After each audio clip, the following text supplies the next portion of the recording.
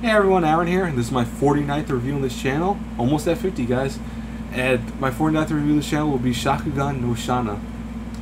Now, what's funny about Shakugan no Shana is that it's not your typical anime. It's it's a long-running series. I'm reviewing this as a whole because I've seen all the seasons. I'm not going to read each season individually.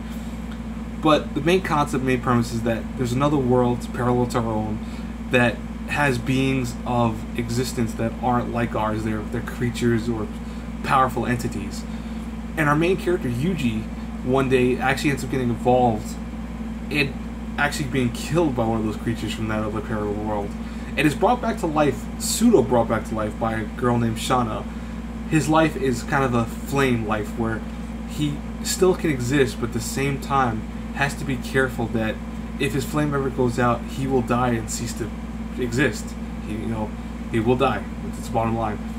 And right now he's kind of in the between realm of that, like where he's still technically dead, but at the same time he's living. People can acknowledge him, see him, he can interact with people, he can eat, etc., etc. But he's based off of energy, and if his energy ever completely runs out, he's gone.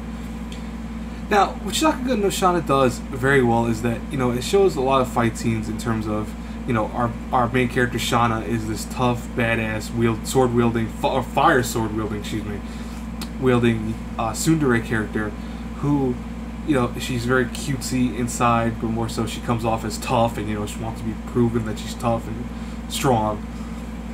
But what's cool about the show is actually I think has the best part of it is it's got a great romance story in terms of Yuji and Shana. They're going to be our two characters that get romantically involved.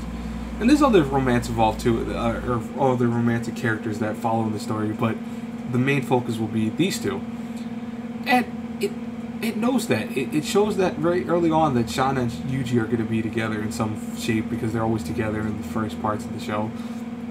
And then more so as the story progresses, their love is tested by various things. One thing is Yuji kind of starts wondering if he really is existing in this world, because now he can die out at any time if he runs out of energy completely. And it's interesting that Shana being a being that exists between this realm and the other realm, because she is a being from the other realm. That's not really a spoiler, it's told off very early on. But it's interesting how she interacts with Yuji because she knows his pain, at the same time doesn't fully understand it. And she doesn't understand love, and she doesn't understand a lot of concepts, and she starts doing that with Yuji. And one of the show's greatest strengths is that this love will blossom into something that is hard fought. I mean, they will experience a lot of trauma, a lot of stuff will happen over the course of 3 seasons. I mean, this show was popular. It lasted 3 seasons. But the greatest aspect of it was that it had some phenomenal fight scenes. I mean, I love Shana's fighting styles in the show because she's very quick and nimble, and she's really fast to pull out her fire sword when she has to. And I used to love the animation for this because I think the animation, you can see it from the wallpaper I'm using right now, looked phenomenal. And even now, if you watch it, it's not that old yet, so it still looks phenomenal. It looks great. All the main characters have good character development. The English voice acting is probably the weakest part of the show because I've seen this show both in Japanese and English. The English voice acting is very badly chosen, in that some characters sounded so cool in Japanese because they sounded as they looked. And then there's a few characters, namely Yuji's, one of his allies. I'm not going to name who it was, but trust me, if you heard it in English and Japanese comparison, you could tell that they really mismatched his voice, and they should not have done that. It kills the whole thing with that. And that's probably the biggest weakness of the show, is the voice acting in terms of what you watch. If you watch the English dub, it's horrible. If you watch the Japanese, it's a lot better.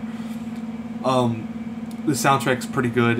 It's not anything that you'll say, oh, this opening was great or this ending was great. It's all passable. But again, the biggest draw of the show is the romance, and I think that was done very well. And that I still remember the show greatly because of the romance elements of it. It ends on a decent note too. It ends for 3 seasons on a note that I could live with. That actually is a very good ending that I actually like when they do that in shows. And overall, if I review the show A through F, I have to give it a B.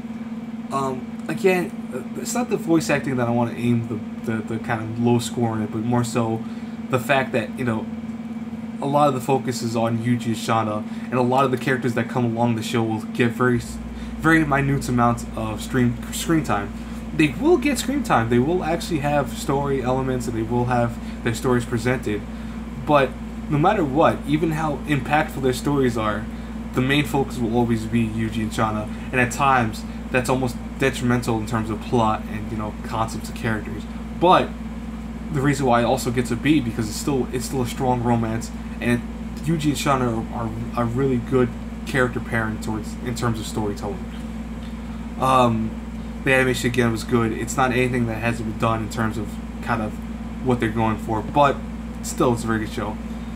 Anyways, guys, that's it for this review. Quick update in terms of what I'm going to do with the 50th review. Couldn't say that number for a second. The 50th review, I wanted to actually review something that was at least 50 episodes in length, no more, no less. I want it to be exactly 50 because I thought that'd be kind of clever.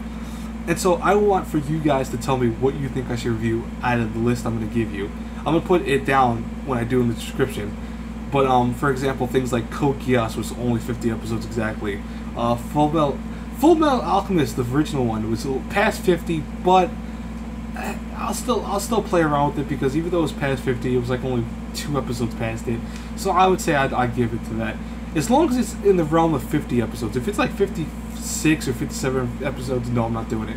But 51 or 52, I'll still consider it. Anyways, I'm still lost my voice for a second. Anyways, guys, that's it for this review. Like, comment, subscribe if you enjoyed it. It really helps me, and I appreciate it. And as always, guys, until our paths cross again in the next review, have a good one, everyone. Bye.